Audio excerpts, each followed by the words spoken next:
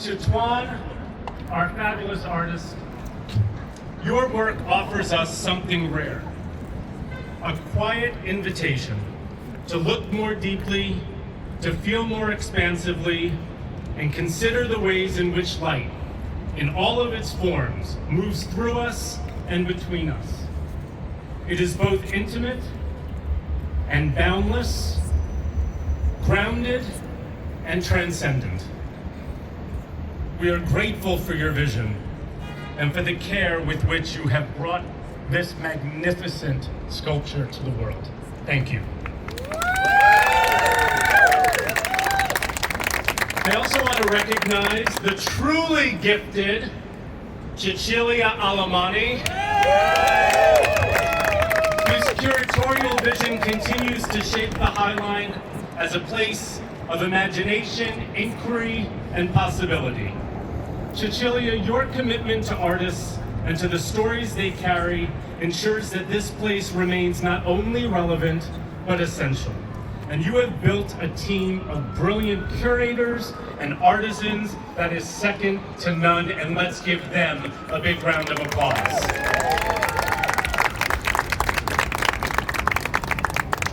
This work arrives at a moment when its presence feels especially resonant. We are living in a time where there are forces that seek to narrow our understanding of one another, to simplify, to exclude, and to erase. And against that, art can serve as a form of witness. It can hold complexity where the world demands reduction. And it can insist on presence where there is pressure towards invisibility. All the light that shines through the universe does precisely that. It feels to me like a quiet defiance and of profound generosity. It reminds us that light persists, that it travels and refracts and returns just like us. And that even when obscured, it is never extinguished. And in that persistence, there is resilience. And in that movement, there is hope. And public art carries an enormous responsibility and also a unique gift. Here on the High Line, this work will be encountered by millions, each person bringing their own histories and questions and their ways of seeing. And in that shared space, something subtle but very powerful can happen. A moment of recognition, a shift in perspective, a widening of what feels possible. And so tonight, as we welcome this sculpture, we are also affirming something larger, that the stories we carry matter, that visibility matters, and that the act of seeing and being seen itself is a form of connection. Thank you to all of you for sustaining this community, for believing in the enduring power of art to illuminate, to challenge, and to bring us closer to one another. And my wish this evening, maybe even a prayer, is that we all carry that light for the next 18 months. And now it's my pleasure to welcome our very own Cecilia Alamani to this stage.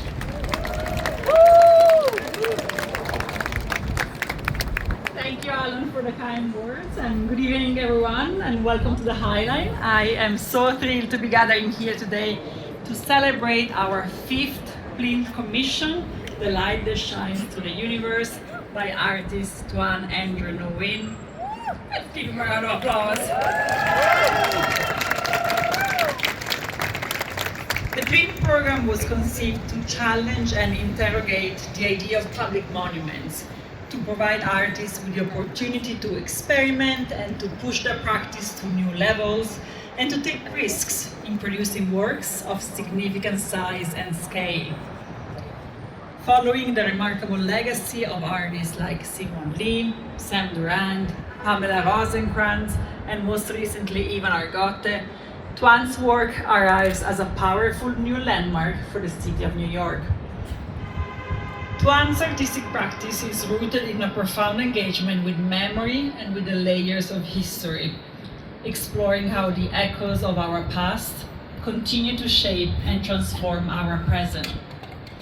Tuan's work, which encompasses evocative films and monumental sculptures, has been featured in prestigious institutions and exhibitions worldwide, from the Whitney Museum and the New Museum here in New York to the Singapore Biennale and Plus in Hong Kong. We're especially proud to celebrate him today as he prepares for the upcoming Venice Biennale next week, where he will be participating in the main exhibition, a project that stands as a powerful testament to the vision of its curator, the late Koyo Kuo. Standing 27 feet tall above the highland, this reincarnated figure brings a sense of ancient history to our contemporary cityscape. It is at once monumental and intimate, grounded and ethereal, inviting us to think about memory as a tool for renewal and resilience.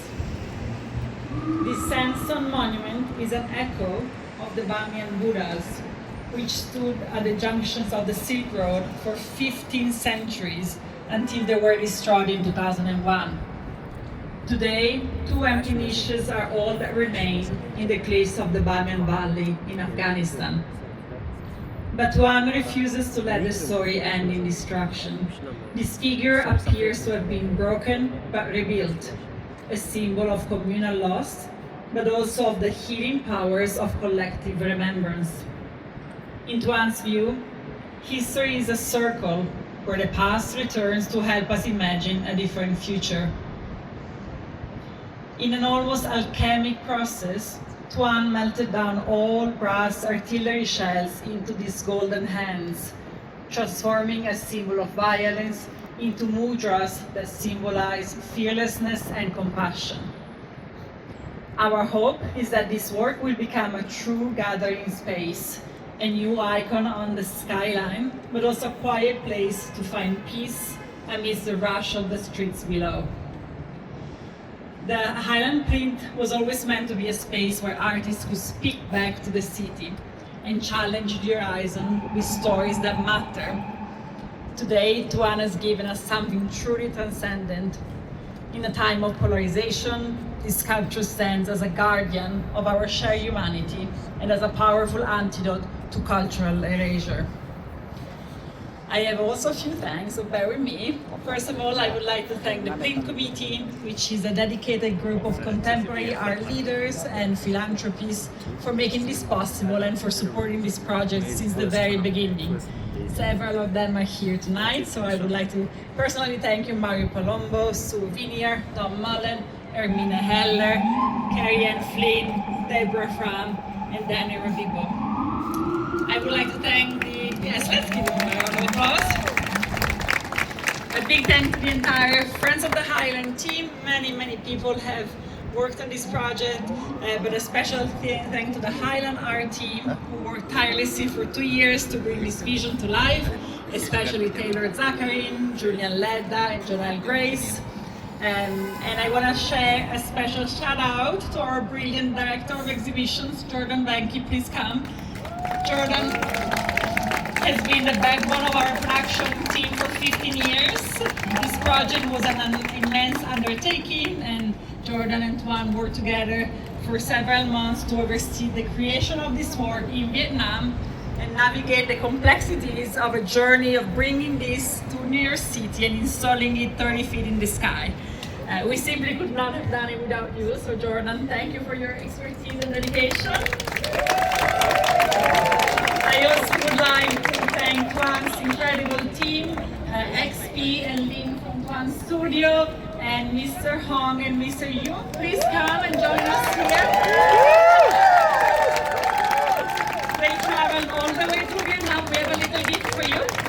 They traveled all the way to Vietnam, and they've been working tirelessly with us on site days and nights, a lot of nights, to make sure that this sculpture was perfect for us. Thank you. And finally, I know nobody would be here without Tuan. Thank you for being such an amazing artist and for bringing such a profound and transformative artwork to the Highline. We're so grateful, and we look forward to sharing this wonderful gift with the city that we love so much. So please join me and let's bring the glass for another glass.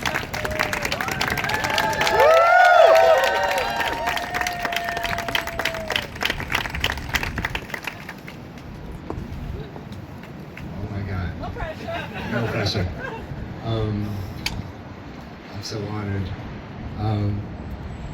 Thank you for gathering here beneath this beautiful open sky, between the past and what are we and what we're still becoming. The Highline is a place where time folds and unfolds, where industry and arts, where the individual and the collective, where memory and imagining coexist. To place something here is not to declare permanence, but to enter a conversation already in motion. A very beautiful conversation that has been put in motion by beautiful people. The piece is not an answer. If anything, it's a question. It's a question about how we remember, who we remember, who we forget, how we forget, and how we choose to stand together in that public space. A work like this never belongs to one person. It is carried here by many hands, many histories, seen and unseen. I want to honor the curators, the fabricators, the artisans, the engineers, the caretakers of the city, and the many, many communities whose presence gives this space the meaning that it has. But specifically, I want to express my immense gratitude to Chichilia for your trust, for your belief, and for your vision of this very, very important space. I want to thank the committee and the board of the Highline for their support. Without them, a lot of this would not be possible. Thank you to the team at the Highline, especially Jordan, who took so much care in the production of the sculpture. Jordan came to Vietnam. You said 3 times, but I think he came more than 3 times. It was all work. It was all work. It was all work. Jordan, like, yeah, you said we're brothers now, so come back anytime. Thank you to Alan. Thank you to Taylor, Constanza, Janelle, Julian, Terrence, and the rest of the Highline team. What an amazing team, and I'm so honored to have gotten to work with you. Thank you to the rigging teams that worked endless freezing nights to get the stone from down there, from the dots to here, from down there to up here and aligned perfectly. But I want to give a special thanks to someone I consider a brother, An Xuân Phương, aka Mr. XP, who led this project on the Vietnam side, and he led it from beginning to end. I'm excited as we continue to make bigger and bigger projects together. An Phương, huh? Okay. Thank you to Lynn, Lynn. She couldn't be here, she's in Venice right now, but she had kind of tireless assistance and management of this program, keeping everybody in check that enabled this project to happen.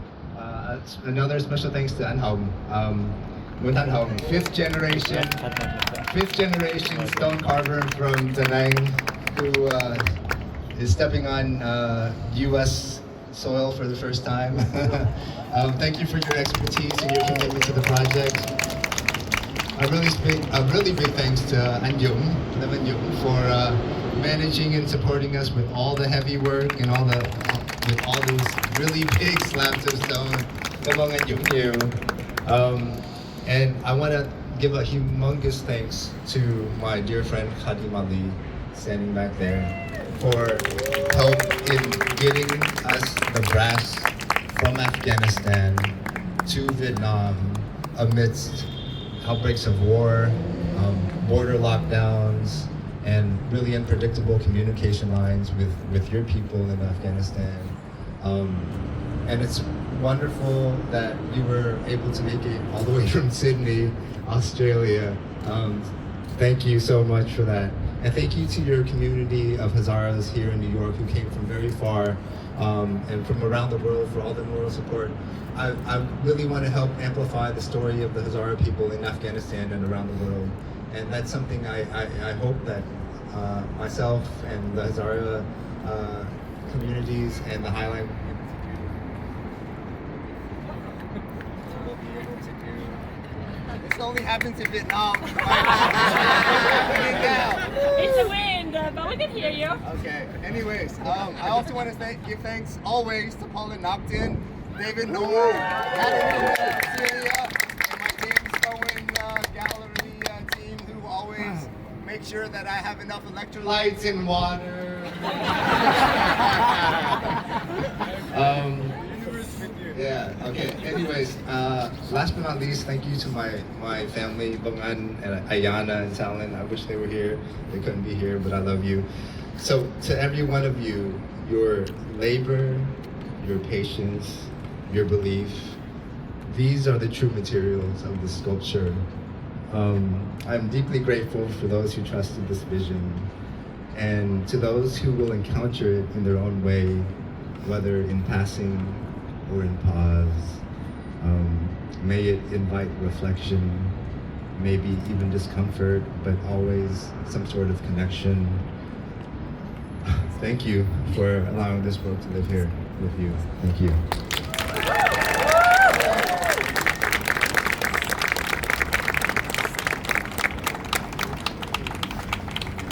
Well done. Hi, Cecilia. Nice to meet you. Hi. Of course. Welcome to the house. Hello. Cecilia. Yes. Also, you name it. I'm not a but yeah, that would be fun.